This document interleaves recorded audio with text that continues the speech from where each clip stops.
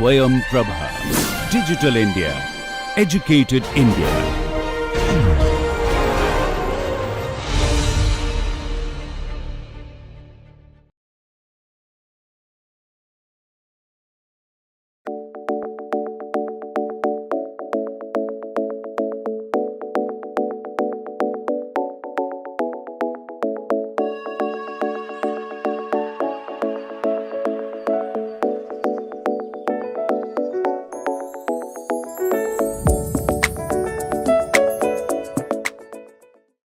Welcome to lecture 38. Here we will be continuing on the topic of buckling of column. In the last lectures, we have discussed about Euler theory of column buckling.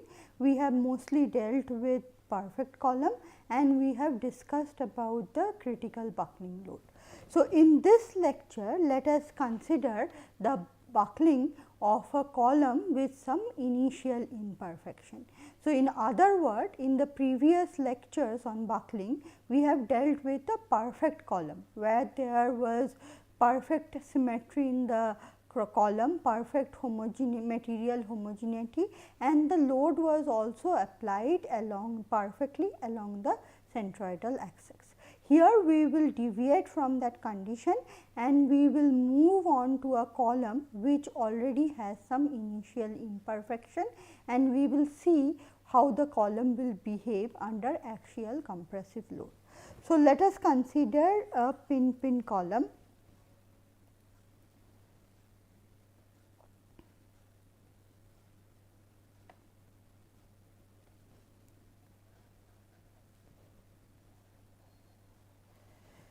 So, this is a pin column and two axial compressive forces P is acting on the column. So, the column has an initial imperfection that it is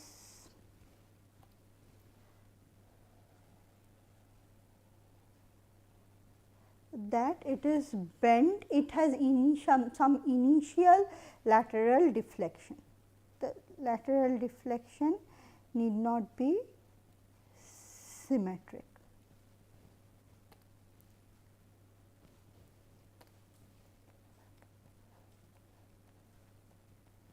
So, therefore, V0z is the initial lateral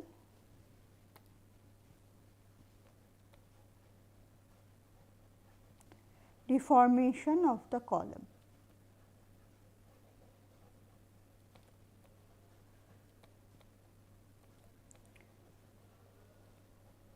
So, in other words, even before the axial load P is applied, the column is having a lateral deformation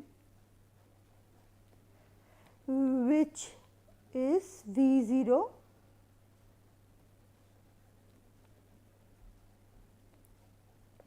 z. So, we do not know what is V0, I mean we know V0 z, but it is let us consider it to be arbitrary. So, we will consider it to be an arbitrary initial lateral deflection that the column has. Now, on this column we are applying an axial compressive load P. Now, because of this application of load, the column will bend further, okay, and let this deflection be denoted by Vz. Therefore, Vz is the final lateral deformation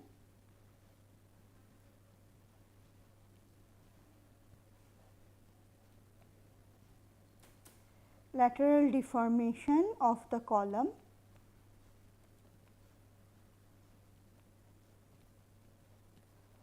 due to axial compressive load.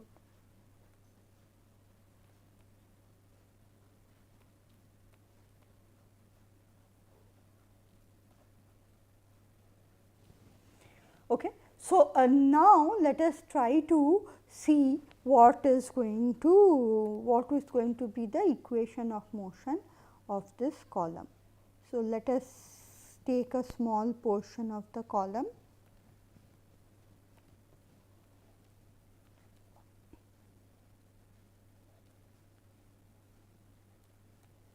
So, let me also draw the axis.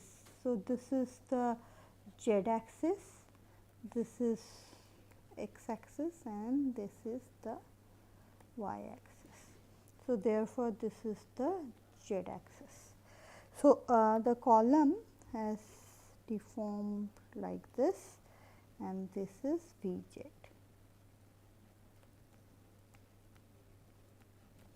And the axial force is acting. Now, for balance there would be an equal opposite axial force P and there would be a bending moment M acting on the column. Now, if we write down the moment balance equation,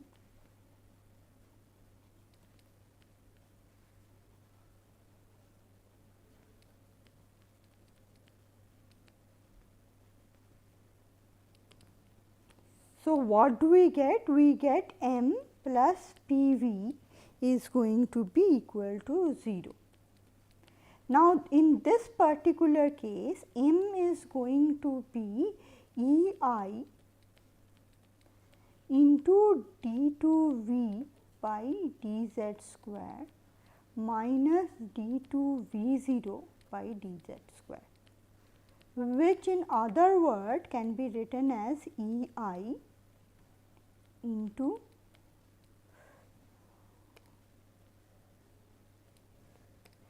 d2 dz square by V minus V0. So, therefore, this is the deformation after application of the load. Now, if we plug this into the equation, we are going to get the equation as EI d2V by dz square plus PV is d2V0 by dz square. So, I can also write this as d2V by dz square plus nu square V is equal to d2V0 by dz square.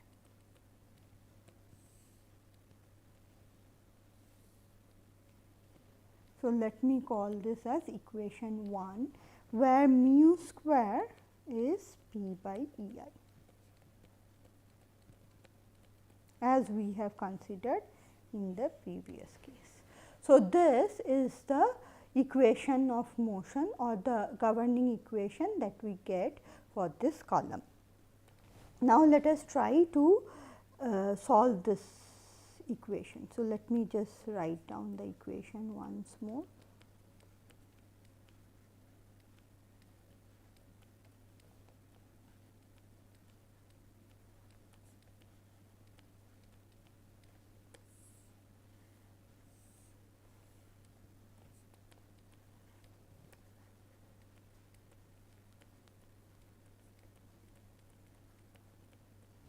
So, this is the equation that we need to solve.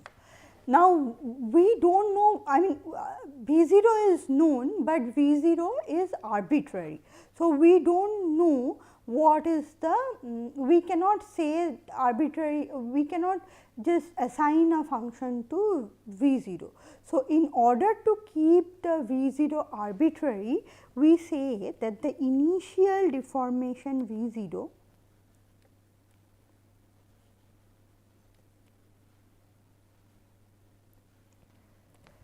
V0 z is actually written in terms of sine series as a n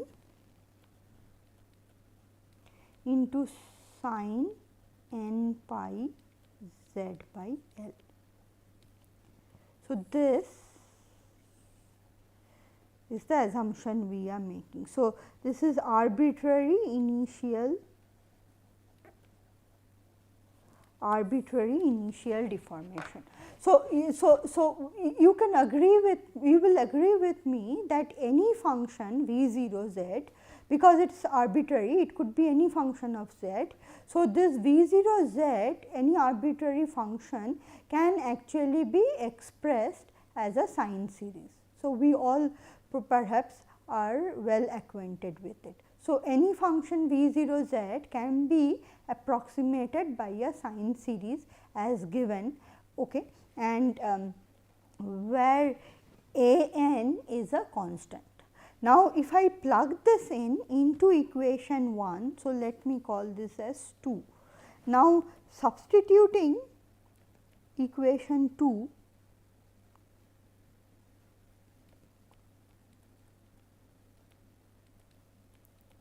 in equation 1,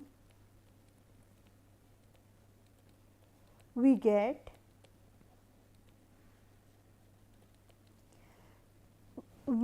this as d2 v by dz square plus mu square v is going to be summation of n equals to 1 to infinite integer n infinity into, we can write this as minus n square pi square by L square into a n into sine n by z by L. So, this is the expression that we get. Now, if we solve this, so this is the equation that we have got. Now, if we try to solve this for Vz, then Vz can actually be written as C cos mu z plus d sin mu z, which is basically the complementary solution or the generalized solution. So, this is the complementary solution when the right hand side is 0 or when the equation is homogeneous. So, this is my complementary solution plus I am going to have a particular solution. So, the particular solution for this case is going to be n square a n square minus alpha square sin n pi z by L. So, this is the particular solution or particular integral because of the non-homogeneous part, particular solution or integral. Okay, where alpha, the alpha that we have used, alpha square is basically going to be p by alpha square is mu square L square by pi square.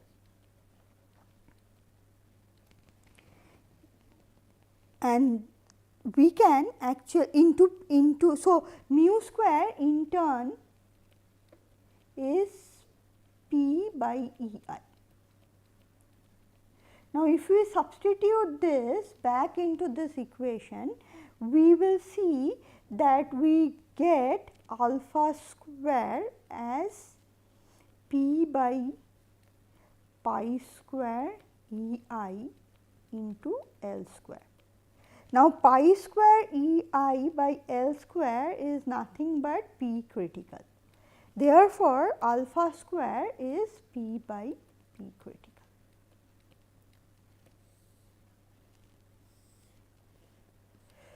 Right. So, this is what we get. Now, so this is the entire solution for the final deformation Vz. Now, C and D are the two constants which need to be solved for using the boundary condition. Now, boundary conditions for a pin column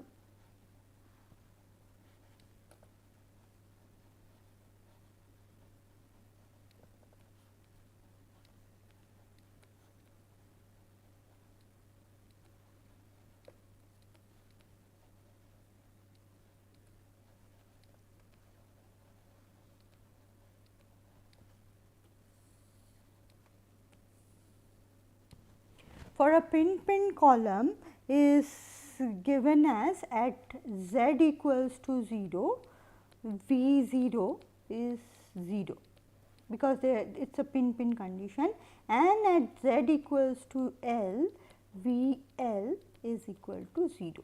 Now, if we substitute this boundary condition into the solution for V z, we are going to get C and D to be equal to 0. Therefore, we are left with this solution that V z is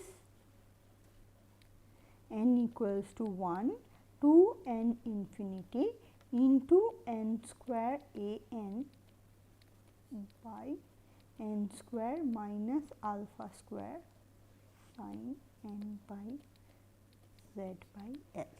So, this is the solution that we are going to get when we impose the boundary condition. Now, let us try to analyze this solution and understand physically what is happening. So, let me just see how to.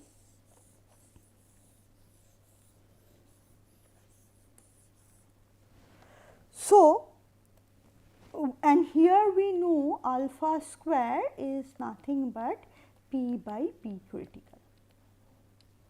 Now, when P, the applied axial compressive load,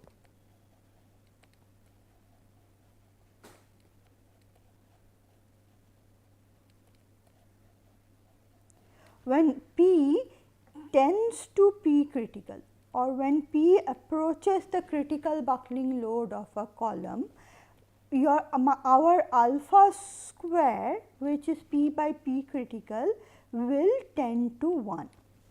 Now, under this particular condition, we will see that the solution V z will, the solution V z is a series solution that we have got. Now, for this particular condition, we will see that the first term of the series is the predominant term. Therefore, V z could be very well approximated as A 1 by 1 minus alpha square into sin pi z by L for n equals to 1. So, this is not a generic solution. This solution is valid only when P is approaching P critical, and therefore, alpha square is approaching 1. Because if alpha square is approaching 1, this is a very small number, and therefore, this becomes a very large number.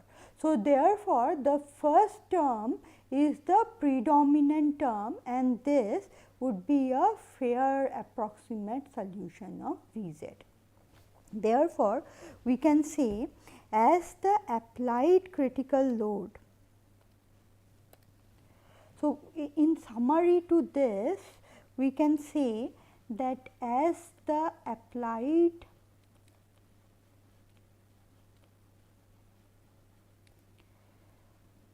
axial compressive load P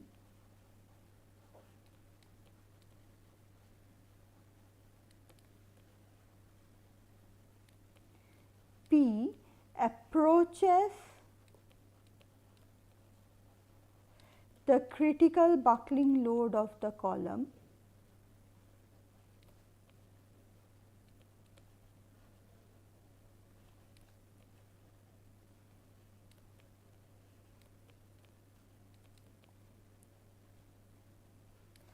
that is column, that is P critical, V z can actually be written as A 1 by 1 minus alpha square sin pi z by L.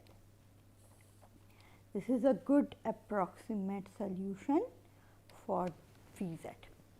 Now, so we can see, now there is a little bit of discussion we should do here. So, for a perfect column, which we have discussed in the last two lectures, there would be no deformation in the column till P reaches P critical. So, P critical is the threshold, is kind of a threshold value which denotes the transition from stable equilibrium to unstable equilibrium in case of a perfect column. So, before P critical there is no deformation of the column at all, even if we keep on increasing P, and after P critical, just after P critical, it goes to unstable equilibrium. So, it gets into large deformation when our applied load is more than P critical. So, that is for a perfect column, but for a imperfect column, the one, so this is an column with initial deformation. Initial lateral deformation. So, this is an imperfect column. Okay. So, this is an imperfect .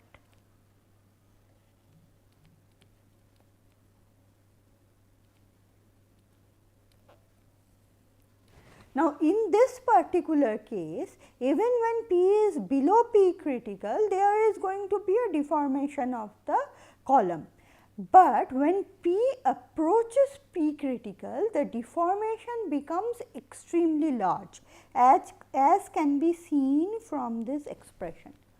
So, therefore, even for a column which is imperfect, which is in stable equilibrium, it is important to know the P critical value, so that the applied load does not reach P critical, at which we will get a large deformation, which will pose all the constraint of large deformation, that is large strain and eventually failure.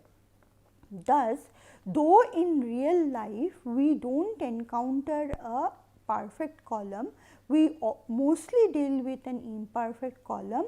Even in that case, we need to find out the P critical of the corresponding perfect, P critical of the corresponding perfect column, or P critical of the column, and the applied load should be below that critical value to avoid extremely large deformation of the column, which will lead to failure. Now, after understanding this, let us try to find out the maximum value of this deformation. So, maximum value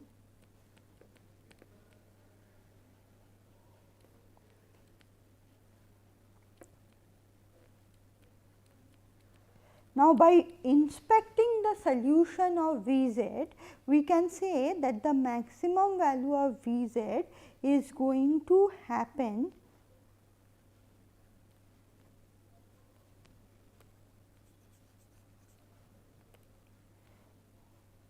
will occur at Z equals to L by 2. Therefore, V at Z equals to L by 2 is going to be A1 minus 1 alpha square. Now, if I define a parameter as del, which is A1 minus 1 by alpha square minus A1. Now, what is A1? A1 is the value of initial deformation,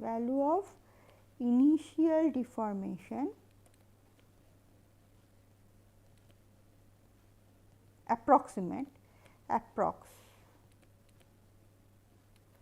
at Z equals to L by 2.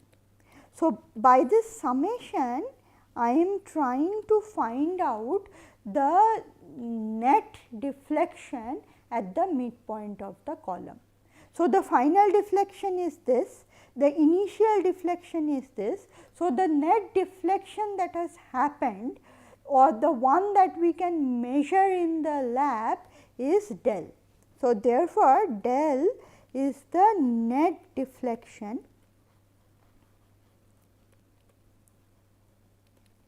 of the column at z equals to L by 2. Now, you can very well appreciate that this del can be measured in experiment. So, we can always measure this del in the experiment. Now, let us see what is del. Del is A1 minus A1 plus A1 alpha square by 1 minus alpha square. So, which is going to be del 1 minus alpha square is going to be A1 alpha square. Now, we know that alpha square is P by P critical. So, we have del minus del P by P critical is equal to A1 P by P critical. This further can be written as del into P critical by P is going to be del plus A1.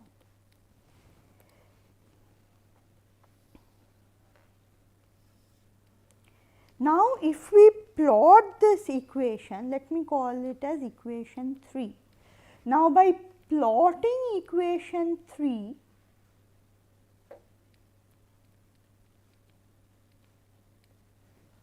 or let me just do it in the next page.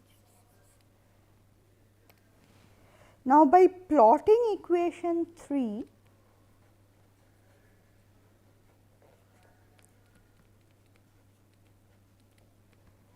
equation 3 is del P critical by P is del plus A1.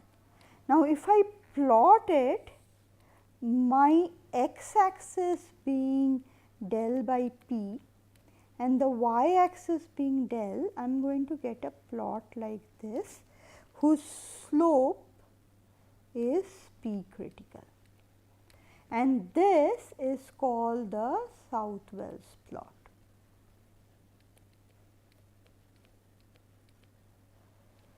So, what is the physical implication of the South-Wells plot?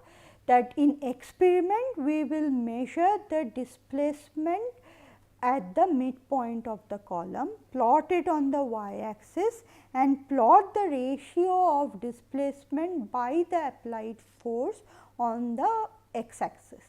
And as we increase force, we will plot this line, which will be approximately a straight line, and that slope of that straight line is going to give us the critical buckling load of the column, and this intercept A1 is the initial deformation of the midpoint.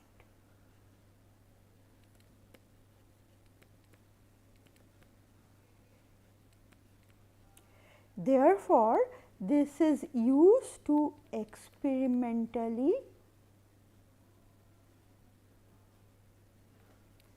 obtain the critical buckling load